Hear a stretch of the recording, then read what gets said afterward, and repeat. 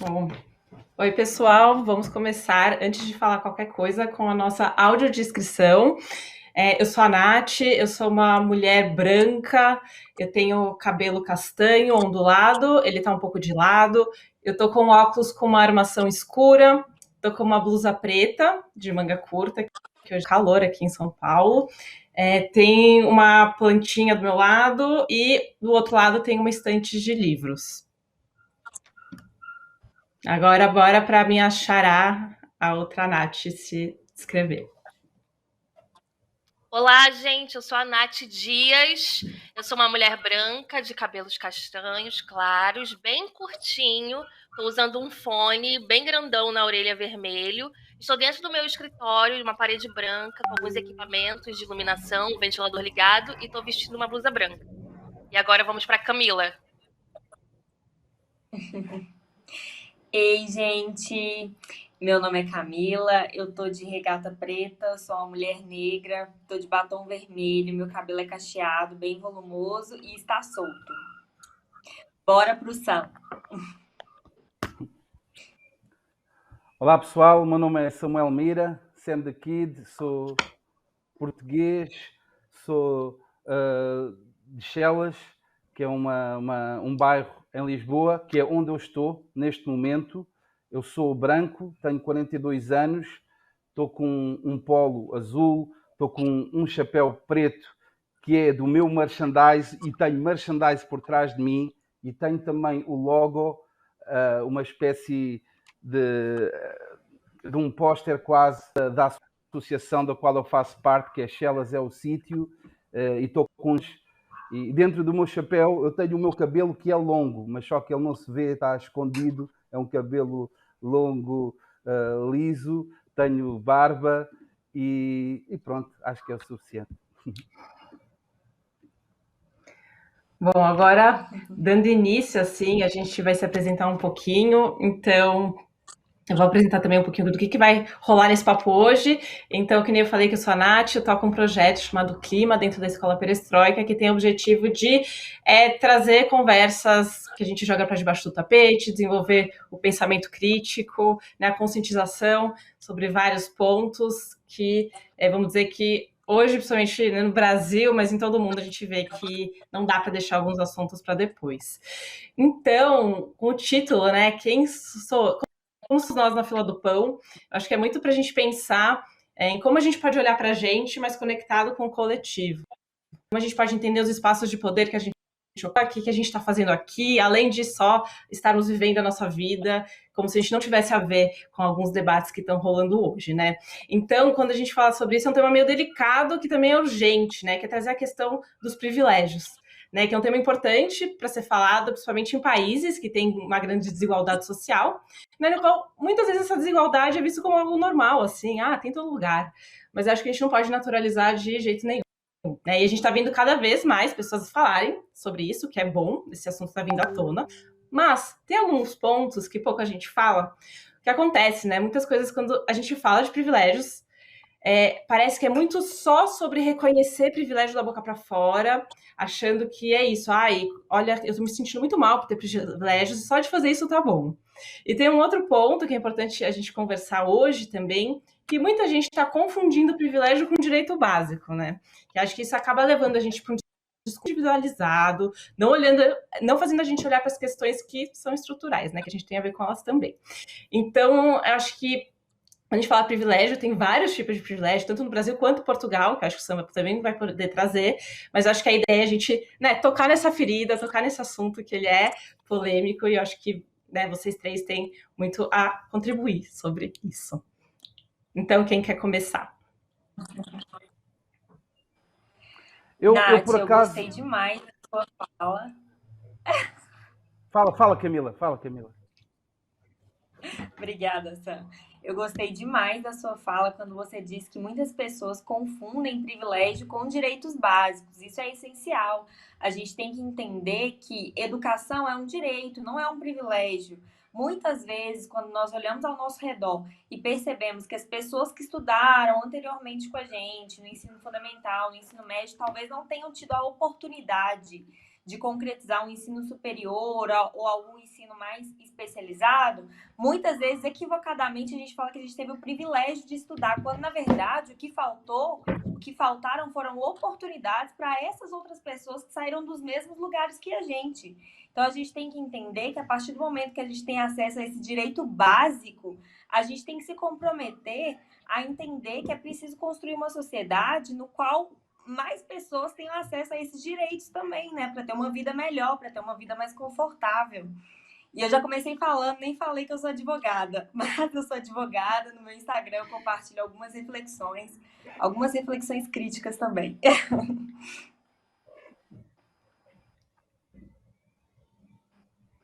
Bora, Sam. Vou passar para você a bola.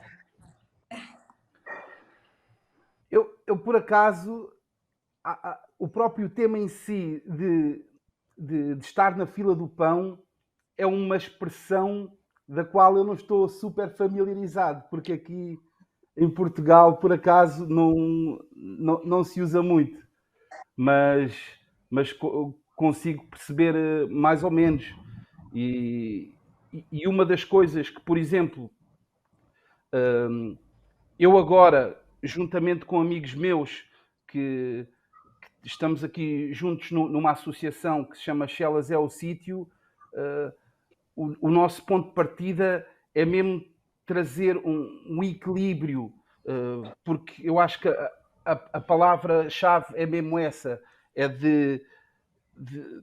o desequilíbrio que pode existir social, ou a má imagem de um certo sítio em que pode estar estereotipada com certa imagem, tentar trazer um equilíbrio com coisas boas e dinamizar e tentar fazer com que as pessoas tenham cada vez mais orgulho de onde vêm e cada vez sentirem mais que não têm necessidade de irem para outros sítios para poderem ter essas oportunidades, seja de emprego, seja mesmo de reinserção social, por exemplo.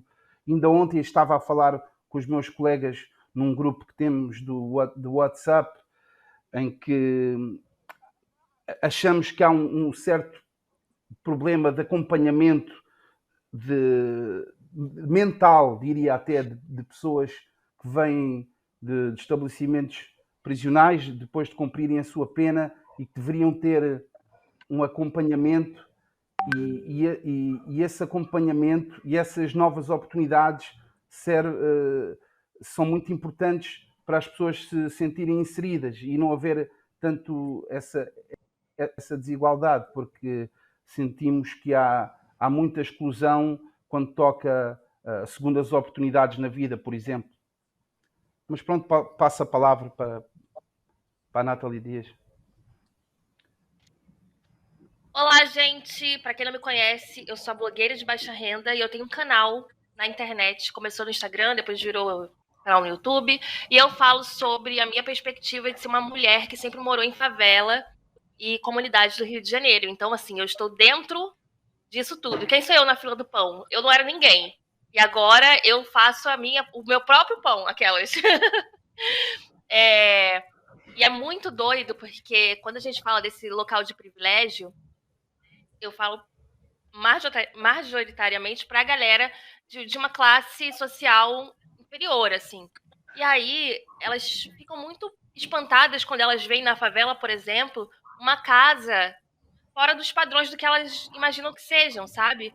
Porque quem tá dentro sabe como é, mas quem não está, não acha que vai ser assim.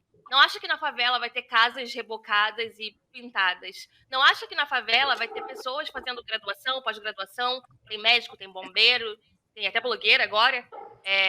Eu já recebi comentários do tipo, como assim você é baixa renda? Você tem aparelho odontológico. Tipo, meu, isso é saúde, sabe? Então, assim, eu recebo muitas questões, muitos comentários sobre essa questão essa confusão do que é direito e o que é privilégio.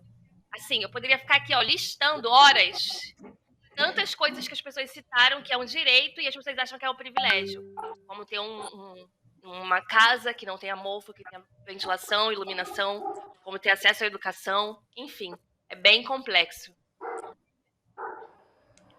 Isso possivelmente, muito provavelmente acontece justamente por essa desigualdade mesmo, de as pessoas acharem que não terem ideia mais, né, do que é o básico.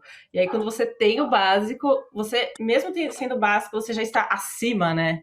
E você está tendo mais. Então, essa comparação, né, gera provavelmente esse sentimento assim. E o lance de apontar o dedo para o outro. E eu acho que, não sei, eu queria ouvir de vocês também. Quando a gente fala de privilégios, né, pega numa coisa meio em pessoas eu acho que mistura ressentimento, mistura culpa. E, por exemplo, eu acho que vale cada um falar assim, como se percebe, né? Que eu acho que era um pouco também da proposta quando chamaram assim, de como se enxerga, né, nessa cadeia de privilégios. Porque acho que, pelo menos por aqui, a gente consegue falar de privilégio de raça, privilégio de classe social, privilégio de gênero, e como isso vai, né? Quando a gente se nisso, né? Putz, porque não é uma coisa natural, né? A gente não é desde criança pensando, nossa, sim, eu tenho privilégio por ser branca, né? Isso é uma construção que a gente faz na vida, que hoje está se falando. Então, só que o que a gente vê também, o que rolou um pouco aqui no Brasil com o Fiuk, né? Que acho que o Fiuk foi um grande exemplo do Big Brother, né? Que é aquele privilégio que vem com uma culpa, né? Uma coisa assim, nossa, vou aqui, né? Aprender umas coisas legais e vou falar o quanto, né, eu estou reconhecendo meu lugar de privilégio. Então, não sei como vocês veem, se vocês percebem isso, né, o lance da culpa, e como a culpa, na verdade, ela não leva a lugar nenhum, né? Eu acho que a gente precisa ir para outros lugares, que é um pouco mais na ação, né, de como a gente pode olhar para isso e aproveitar esses espaços que cada um de nós, ou cada uma de nós tem, assim. Então, como vocês se enxergam nesse todo, sabe? No sentido de em primeira pessoa mesmo. E como vocês se relacionam com isso, ou se relacionam ou não. Fez muita diferença na minha vida perceber que eu estou inserida em uma sociedade que separa as pessoas, em uma sociedade que trata as pessoas de maneira diferente. Então, a partir do momento que eu comecei a entender que as pessoas negras são excluídas de boas oportunidades e que essas pessoas elas não estão nos lugares que elas estão por motivos naturais. Não é natural tanta desigualdade. A gente fala de desigualdade social e no Brasil a gente tem que entender que desigualdade social também tem cor, né? A gente está falando que as piores oportunidades de trabalho são sempre das pessoas negras, e as pessoas negras não conseguem alcançar bons espaços. E também não adianta a gente alcançar sendo a exceção. Eu falo por mim, por exemplo, eu sou advogada, recém-formada, e nos espaços que eu frequentei de ensino, de pós-graduação, eu sou uma exceção. E não é uma vantagem ser uma exceção, porque as pessoas negras elas não são vistas de maneira individual, elas são vistas sempre de maneira... o nosso grupo é visto como grupo de pessoas negras e a individualidade de cada pessoa que faz parte desse grupo não é respeitada. Tanto é que você falou de BBB, e aí quando uma pessoa negra vai pro BBB e tem atitudes que as pessoas não gostam, elas vêm cobrar de mim. Como se eu tivesse responsabilidade por aquilo que aquela pessoa fez no BBB, sendo que não. Cada pessoa negra tem a sua vida e a sua autonomia. Mas, infelizmente, por estarmos nesse grupo excluído, muitas vezes somos vistos como uma coisa só, e isso vai criando e alimentando os estereótipos, os preconceitos que dificultam, né? Criam mais barreiras na nossa vida. Além da barreira social, a gente tem essa barreira social essa barreira racial para tentar ultrapassar, o que faz com que as coisas sejam mais difíceis e o que nos faz entender que é preciso uma luta coletiva mesmo para tentar avançar. Sim, eu também concordo plenamente com tudo o que foi dito e obviamente que aqui em Portugal não é exceção. Obviamente eu sou privilegiado por ser branco, porque estarmos geograficamente num país que tem várias culturas, mas que é maioritariamente branco, porque essa conversa do privilégio também às vezes depende da geografia. Se tivermos escola, se calhar o privilégio passa por uma tonalidade mais clara ou uma tonalidade mais escura, porque também existe esse tipo de privilégios. Mas eu acho que eu falo por mim, mas eu tenho noção da sociedade em que vivo, mas também tento, por exemplo, a dar o meu exemplo de as oportunidades que eu posso dar serem sempre de um ponto genuíno, em que realmente, se for necessário alguém com talento, o talento é que importa.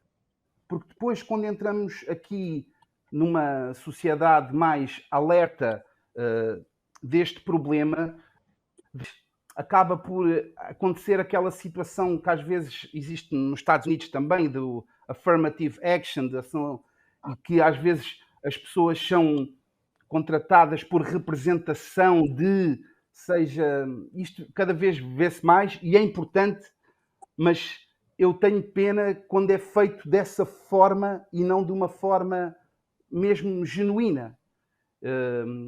Porque nós, se formos uma minoria ou se formos a pessoa que não é privilegiada, nós queremos ser contados ou querer ser representados por quem somos, mas por quem somos por dentro. E não por aquilo que representamos, só porque faz falta agora aqui uma pessoa com tal perfil. Por isso, é uma coisa que acho que, pronto, num mundo perfeito, isto não seria necessário, mas infelizmente acho que ainda estamos nesta fase, que é essencial, que ao menos já estamos alerta de, olha, estas pessoas precisam de ser representadas, mas para mim o ideal é quando não tivermos que pensar nisso e ser uma coisa bastante natural.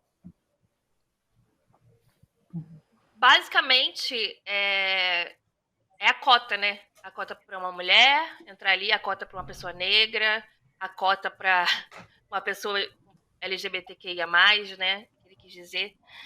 E o que eu vejo com o meu trabalho na internet, como eu posso fazer alguma coisa além de só falar, eu posso ocupar espaços, porque eu ainda sou pobre, mas agora eu sou pobre prime, eu falo, que eu já estou prosperando um pouquinho. E aí, eu tento me colocar nesses espaços para que as pessoas comecem a se reconhecer e falar, não, olha, a Nath está ali, então quer dizer que eu posso também, mas como é que a gente vai fazer a partir disso? Aí eu trago discursos, debates, eu trago informação, eu trago tudo que eu posso trazer da minha vivência, assim. Não que eu saiba muita coisa, na verdade eu estou aprendendo na prática também. Mas eu sempre trago essas experiências e eu tento sempre ocupar os espaços que não foram nossos por direito. E aí a gente vai invadindo. E é isso. É importante invadir, porque protagonismo a gente não recebe, a gente toma. Porque é legal o que a Nath falou inicialmente, que ela trouxe o exemplo do Fiuk, etc. Mas é porque privilégio é uma vantagem indevida. Então não adianta você ficar sentindo culpa sem entender que você está acumulando vantagens indevidas por causa da exploração de outras pessoas, por causa da exclusão de outras pessoas. Como é que você vai se movimentar para mudar isso aí de verdade? Não adianta só lamentar, né? Eu acho que Camila, é qual foi a isso, frase que você falou agora? Protagonismo a gente não ganha? A gente não recebe, a gente toma. Eu escutei a Thaís Araújo. Amei! Bom. Eu acho que rola também um grande medo, né, das pessoas por acharem que elas vão perder, né, um lugar que elas não conquistaram, na verdade, mas acho que isso que é muito difícil de perceber, né, que esse lugar que elas dão como natural, quando alguém chega desafiando, né, essa verdade que ela tem, é assim mesmo, causa realmente uma dissonância aqui na cabeça, que fala assim, não, isso não tá certo. Então, acho que por isso que gera tanta resistência nas pessoas admitirem que elas têm privilégios também, que eu acho que tem esse ponto, né, você reconhecer. E aí eu pergunto, né, como, pensando, né, na história pessoal, tá, mas como será que pode ser um jeito das pessoas se ligarem também, né, de uma forma que não se sintam atacadas ou atacadas, mas entender que a desigualdade faz mal para todo mundo, né? Faz mal, não é bom para ninguém, nem para elas mesmas, sabe? Então, não sei, eu fico nessas piras, assim, como fazer as pessoas se conscientizarem e também não... Que eu acho que é isso, conflito vai ter, não tem como, né? Pessoas que estão confortáveis há séculos, de repente, alguém questionando assim, então, meu bem, não é bem assim, sabe? mas não sei, assim, não tenho respostas. O que vocês sentem disso, assim? Eu acho que não vamos conseguir fazer com que todos tenham consciência disso. Até porque se todo mundo tem consciência de que a desigualdade é prejudicial, aí a gente vai ter conflito de pessoas não querendo fazer alguns tipos de serviço e trabalho. E quem está lá em cima não quer. Quem está lá em cima, ele quer que a gente faça alguns tipos de serviço e trabalho que eles não querem fazer. Então não é importante para eles que a gente saia dessa ignorância. Eles querem que a gente continue nessa ignorância. Então, assim, vai ser a gente lutando para informar nós mesmos. Nós mesmos, porque quem está lá no topo não vai querer disseminar essa informação e diminuir essa desigualdade, porque é benéfico para eles. Infelizmente.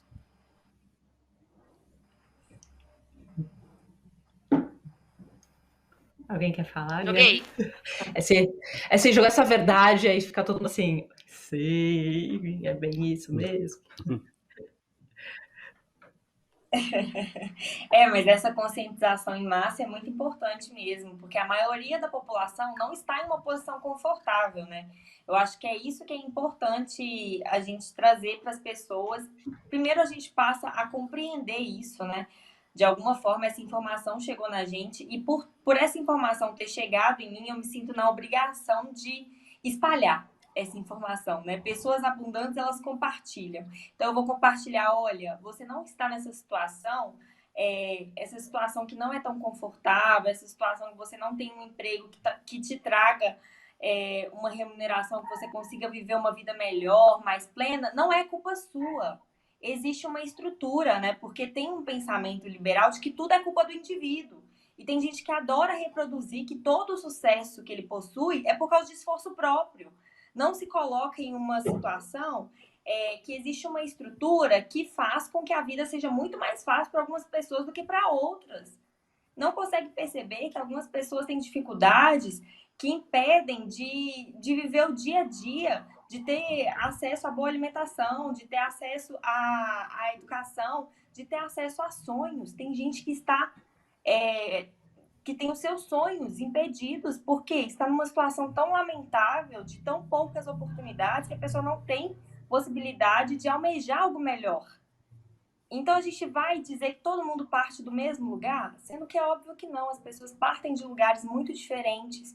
E é isso que é tão problemático na nossa sociedade. Pessoas que podem ter tantos talentos, que podem contribuir tanto para a construção de uma sociedade melhor, que estão em situações indignas. Porque o nosso país impede essas pessoas de contribuírem com seus talentos, com suas habilidades, com a sua forma de ver a vida. Então, a gente precisa realmente de maior inclusão e de maiores possibilidades, né? Até para que essas pessoas que são tão talentosas tenham a oportunidade de participar efetivamente da construção de uma sociedade melhor.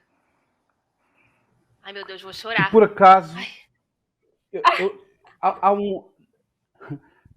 nós aqui quando falamos, pronto, às vezes estamos mais concentrados e com razão no privilégio que tem a ver com a raça, ou com a etnia, ou com o sexo, ou com a opção sexual, mas, a meu ver, existem muitas mais diversas formas de privilégio e às vezes que aceitamos como mais normais e não fazemos nada para que isso mude, tais como da idade. Existe um privilégio na idade. A minha mãe teve uma depressão e ela ainda tem idade para trabalhar e não vai ter o mesmo privilégio que uma pessoa mais nova. E nós aceitamos isso. É a vida. É mesmo assim. Ela já teve o seu tempo. Mas não, ela ainda está viva. Por isso, eu acho que a sociedade também discrimina as pessoas mais velhas no que consta a um mercado de trabalho. Não sei como é que é aí, mas, sinceramente, acho que é uma coisa mundial, diria. Essa eu vejo também como mundial e no sentido não só de trabalho, né, mas estética, de o que a gente quer, onde a gente quer chegar, né? A juventude é vista como o ápice da vida, sabe? E quando a gente pensando, né, quando vai, nem na terceira idade, não sei o nome que se daria, assim, mas da sabedoria, né? Quando a gente vê outros grupos que valorizam os saberes, né? Enfim, dos anciões, das pessoas mais velhas, o quanto a gente está perdendo, né? E o quanto isso está muito relacionado com o que a gente entende, putz, mas a gente vai entrar em outro assunto, né? Com produtividade, né? Esse ser que ele é produtivo para o mercado de trabalho e é assim que ele vale, sabe? Então, assim, depois de uma idade descartável, acabou, assim, sabe? Então, isso da idade, com certeza. É uns pontos que também, né, quando a gente pensa nessa questão de pessoas com deficiência, né, que a gente pouco para pensar o privilégio que a gente tem, por, né, eu pelo menos não tenho nenhuma deficiência, e eu, né, pouco parei para pensar na minha vida que todos os lugares, né, praticamente que a gente frequenta não foram pensados para essas pessoas, assim, e aquilo de normalizar, não é porque a gente é pessoa ruim, sabe, não é que a gente é má e falta de... é porque a gente não questiona o que é o normal, sabe? Porque incomoda, né, gente? Quando a gente vai pensar isso, a gente, né, dá uma incomodadinha mesmo. Mas eu sinto que parte disso também é porque às vezes a gente tem acesso a algum tipo de informação pela televisão, pelas novelas, pelos filmes. E aí, como o pobre, como o preto é retratado nesses espaços, sabe? É sempre muito estereotipado. E aí, a gente nunca acha que a gente vai conseguir, porque o pobre vai ser sempre aquela pessoa que fala problema, que vai ter a parede sem reboco, que vai morar na favela. Só que não. Eu recebo comentários do tipo, se você é pobre, imagina eu, como se fosse uma competição de pobreza. Eu falo, mas não tem nada a ver isso, sabe? É lógico, eu tenho acesso a algumas coisas que você não tem, mas somos todos pobres. E aí a gente entra numa coisa mais profunda do que é a classe média brasileira, que se acha muito longe da gente, mas na verdade eles estão aqui, ó, coladinho com a gente, e eles se acham muito superiores. Então, assim, é bem complexo esse assunto, porque a gente está acostumado a levar em consideração o que é retratado na televisão. E o que é retratado na televisão é sempre aqueles estereótipos no cinema, é sempre aqueles estereótipos de favelado, vai ser sempre aquela pessoa que vai falar errado, que vai se envolver com a criminalidade, enfim. Complexo, gente. Nossa, Nathalie, realmente. E isso aí que você falou do imaginário que é formado pela mídia, que é formado por esses papéis lotados de estereótipos, é algo que a gente tem que questionar sempre. Porque tem uma autora que chama Bell Hooks que ela fala que mulheres negras não estão em espaços de poder não apenas pelas barreiras óbvias, que é o racismo, é o machismo e as questões de classe, mas também porque existem barreiras internas que a gente precisa superar. Como nós não vimos pessoas como nós com frequência em bons espaços, em lugares de bons status, a gente acaba se achando deslocado quando a gente está perto de alcançar esse espaço. Então, é uma transgressão interna que nós precisamos fazer também. Então, se é uma pessoa que está na favela e que talvez não está convivendo com pessoas que alcançaram uma ascensão, e é complicado também a gente ficar falando de ascensão, porque aí a gente continua falando da manutenção de uma sociedade que você tem que subir, né? E quando a gente sobe, a gente tem que deixar alguém na base. E a pessoa que está na base sempre está se ferrando, sempre está sofrendo. Então, é ideal também a gente criar uma ideia de uma sociedade mais horizontal, uma sociedade sem esse topo, né? Porque sempre que tiver essa hierarquia, vai ter gente sofrendo muito.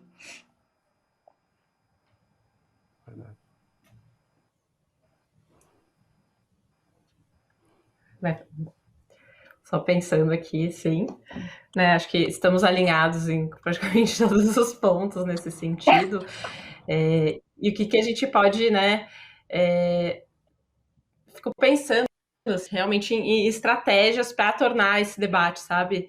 Mas que nem vocês fazem, assim, né? Querendo ou não, vocês estão nas redes, né? Entre artistas, né? Fazer os vídeos e onde vocês estão nas redes, isso torna, né? Vocês falam com vários públicos, imagino, né? Não é só pessoas que são semelhantes, né? Eu acho que... E o que vocês sentem como estratégia que pode ser mais eficiente, sabe?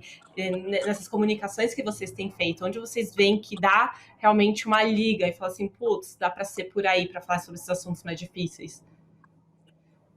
Pensando assim estrategicamente, sabe? Eu por exemplo, agora vou falar, eu sou músico, faço música, e mais uma vez eu queria tocar no assunto da naturalidade, sem fazer as coisas com uma agenda como é que é dizer, de dar uma chance a uma pessoa de certo setor. E eu acho que dando o exemplo é a melhor forma de tentar contribuir para diminuir as diferenças. E para dizer o quê? Eu aqui há 2 anos, por exemplo, fiz uma compilação de música, do qual eu sou produtor, e chamei vários artistas. E eu, sem fazer essa lista, a pensar, falta aqui uma mulher, falta aqui alguém que canta em crioulo de Cabo Verde, falta aqui alguém do Brasil. Eu não tive a apontar nesse sentido, mas as coisas aconteceram naturalmente, porque é com essas pessoas que eu me rodeio e é nesse mundo em que eu vivo. E então eu acho que, dando esse exemplo e principalmente não mostrar que é forçado, é a melhor maneira de nós diminuirmos as diferenças, é mostrando o exemplo. E quando as coisas são naturais e as pessoas são convidadas pelo talento que elas têm, eu acho que elas próprias ficam orgulhosas de estarem a ser chamadas pelo valor delas e não pelas diferenças que possam ter. Por isso, eu acho que a contribuição individual culmina numa contribuição coletiva. Eu acho que todos podemos fazer um pouco e depois o próximo viu e pode tentar fazer também, pode ser inspiração para alguém. Agora, tentarmos também às vezes estar aqui todos juntos, vamos mudar o mundo tudo de uma vez, eu já não acredito assim tanto nisso. Tem que ser de forma gradual e cada um dando o seu exemplo. Acho que com calma lá chegaremos, uma coisa de cada vez. Eu não tenho pretensão nenhuma de salvar o mundo. Porque, assim, não é nem que eu tenha pretensão de salvar o mundo, mas eu não carrego mais isso pra mim. Porque quando eu era mais jovem, tipo, 2 anos atrás, eu achava que eu ia salvar o mundo, eu achava que eu ia ser presidente da República e ia mudar o Brasil. Aí agora eu já não tenho pretensão nenhuma de salvar o mundo, porque eu sei que é difícil pra cacete. Então eu entendi que eu não vou salvar o mundo. Porém, eu posso fazer coisas pra deixar para as pessoas que vão vir aí, eu nem sei se isso tá certo, que estão vindo deixar o mundo melhor, né? Mais consciente, menos desigual. O que eu tento fazer no meu mundo, na realidade que eu vivo, é fazer a economia girar dentro aqui da minha comunidade, dentro das pessoas que vivem ao meu redor, é contratar pessoas que sejam as mais diversas possíveis. Tem uma pessoa hétero na minha empresa, que era o meu ex-namorado, só. Eu tento... quando eu não sei, eu chamo pessoas para debater sobre qualquer assunto que seja. Quando eu não tenho um local de fala, eu tento chamar essas pessoas. E é isso, assim, é na prática que a gente mostra quem somos, né? Então, assim, contratando, comprando de quem. Eu tento ir por esse caminho, assim. E você, Camila? Não, perfeito.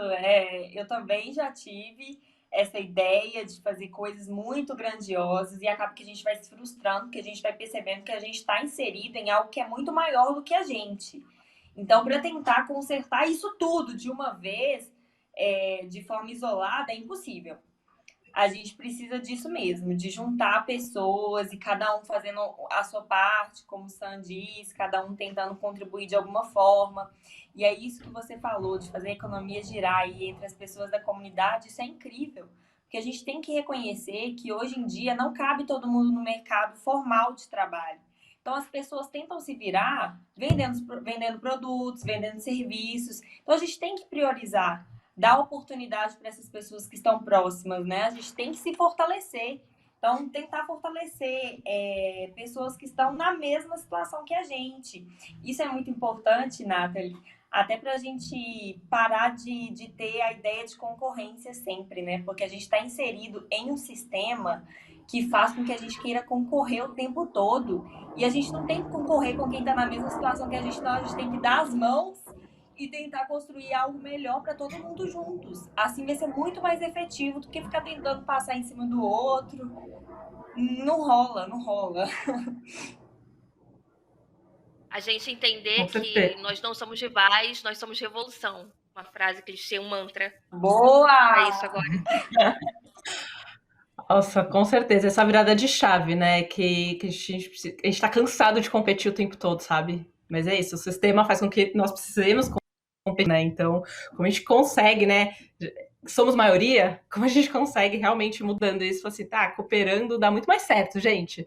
Sabe o planeta que tá meio que queimando, tá meio, né, daqui a pouco não vai sobrar mais nada, né, cooperando, a gente consegue, talvez, né, sobreviver. Então, até como, né, não vamos nos extinguir. Aí eu fiquei pensando, Nath, que você falou, eu falei, Nath, pra presidente sim, essa coisa puta, o peso que é, né, ou a responsabilidade de achar que eu acho que isso é um discurso que acaba acometendo, assim, né, pessoas que representam alguma coisa, de achar que elas são responsáveis, né, pelo todo, responsáveis por, entre aspas, salvar, né, o quanto isso é pesado e o quanto ninguém faz nada sozinho, no fundo, né, nada, assim, eu acho que isso da gente achar, né, que só da gente, às vezes, depositar todas as esperanças de mudança em uma pessoa, por parte não sua, assim, até do público, assim, sabe, que bota como se você fosse obrigada a representar todo mundo. E óbvio, né, quando ocupamos espaço, temos responsabilidade, sabe? Mas acho que a gente precisa também trocar esse olhar de personalizar a salvação do mundo em uma pessoa só e que essa pessoa vai resolver tudo. E aí, assim, penso assim um pouco de questões práticas de como começar, assim, talvez pessoas que não estão pensando nisso, que estão assistindo aí, tá, mas como eu começo a pensar nisso? Privilégio, será que eu tenho? Não tenho? Né, que eu sugeriria, assim, que acho que vocês também podem trazer, é realmente olhar para si e se ligar no que está acontecendo no mundo e principalmente ouvir pessoas, né, desses grupos que são que estão falando aí há muito tempo já, né, vamos dizer, e ouvir o que elas têm a dizer. E a partir do momento que você ouve, só escuta o que elas têm a dizer, você se coloca, né, você se vê, tá, então, eu entendo que essa questão não é minha, mas eu faço parte disso também, né? Então, acho que o trabalho de escuta, ele é muito importante, assim, de outras perspectivas, né? Sair certas que às vezes a gente está confortavelmente, assim, né? A gente acaba escutando as mesmas coisas e por isso a gente acha que o mundo é assim. Então, nesse sentido, se sentir provocado a realmente escutar o que as pessoas estão falando e mesmo que doer, né, fazer esse processo, assim, essa terapia, né, vai fazer a terapia aí para entender por que dói e como você pode, de fato, dar esses espaços, não dar esses espaços, mas abrir, assim, essa perspectiva na prática, nos seus trabalhos, né, seja nos conteúdos que você consome, o que você está falando, né, a serviço de quê tá, né, tudo isso, assim. Você está realmente escutando o que essas pessoas estão falando? Né, vamos sair dessa coisa de falar que tudo é mimimi, falar que tudo é vitimismo, né? Será que falam, né, que mimimi é a dor, é a dor dos outros que você, né, não tá nem aí, né, que você nunca sente, você acha que é mimimi. Então, não sei, a provocação final, que eu deixei assim do como, né, tá com essa, assim. Se alguém quiser tacar uma provocação, assim, tipo, final mesmo, desses coisa mais prática, assim. Eu acho que também é importante banalizar essa diminuição das diferenças, banalizar cada vez mais. Por exemplo, vou dar um exemplo específico. Aqui em Portugal tivemos uma deputada negra, mas que ela é gaga, sofre de gaguez, que é Joacine Catar. Se calhar a primeira vez que nós assistimos, se calhar muitos riram, porque a gaguez, o ser humano tem uma tendência para rir, mas se à terceira, à quarta vez, à quinta vez, à sexta, já riste tudo, já foi banalizado. Agora ouve o que a pessoa tem para te dizer. E eu acho que, como quem diz este exemplo, pode dizer muitos mais outros, que é, se te fizer alguma comédia ou vais reagir de forma diferente ao início, ok, vamos te perdoar essa reação, mas ao banalizarmos, depois vai fazer com que tu vais aceitar a cena de forma normal. E eu acho que é isso, é pôr cada vez mais anões a apresentar o telejornal. Primeira vez podes achar estranho, podes achar diferente, podes achar especial, mas quando banalizarmos, aí será um mundo melhor, acho eu.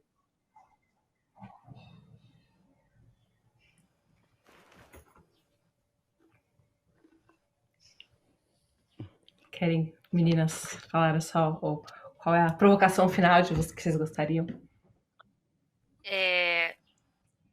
Eu acho assim, que ninguém precisa ser perito de nada, mas também ninguém precisa ter a profundidade de um pires, no caso é raso. acho que a gente pode começar a ler, buscar alguma coisa que você se identifique mais, olhar para si, né? Olhar para dentro, reconhecer os seus privilégios e reconhecer o que não é privilégio e é um direito, que eu acho também que essa é uma questão mais forte aqui quando a gente fala do pessoal aqui de baixo, né? Classe C, D, E. Reconhecer que ter uma casa, ter um espaço para morar, ter comida, não é um privilégio, é um direito. Acesso à saúde, educação, segurança não é privilégio, é direito. Eu ter aparelho odontológico não é privilégio, é saúde, é um direito. Então, assim, a gente entender essa diferença e começar a nos colocarmos mesmo como sociedade, né? E não só como indivíduos. E lembrar sempre que se tem um pobre prosperando, não é acúmulo de renda, é distribuição de renda. O dinheiro sempre ficou na mão de alguma porcentagem muito pequena, principalmente aqui no Brasil, de pouquíssimas pessoas. Então, quando a gente tem acesso a isso, o que a gente faz a partir disso, sabe? Bom, o que eu faço, vocês podem ver nas minhas redes, blogueiras de baixa renda. Me sigam lá para acompanhar o meu trabalho. E é isso. É importante demais. A gente tem que incentivar as pessoas a pararem de naturalizar as coisas como elas estão. Elas estão assim tão desiguais porque elas foram construídas dessa maneira. E se elas foram construídas, nós podemos juntos destruí-las, destruir essas estruturas tão excludentes e começar a construir algo que seja mais inclusivo, mais justo e mais confortável para todo mundo. Aqui a gente citou algumas características que excluem as pessoas, mas a gente nem falou de todas, a gente nem falou sobre o tanto que a nossa sociedade é gordofóbica, por exemplo. E muitas vezes a gente esquece que os espaços são feitos pensados apenas em pessoas que possuem um corpo mais magro, não são espaços feitos para as pessoas que possuem um corpo gordo, como não são feitos para as pessoas que possuem um corpo com deficiência, que são pessoas com deficiência. Então a gente tem que tentar pensar sempre como as relações podem ser mais confortáveis. De que maneira nós podemos criar uma sociedade que seja mais confortável para todo mundo, independente do corpo que essa pessoa carrega. Porque o corpo que a pessoa carrega não tem que ser um fardo para ela. Não, ela tem que se sentir confortável sendo quem ela é.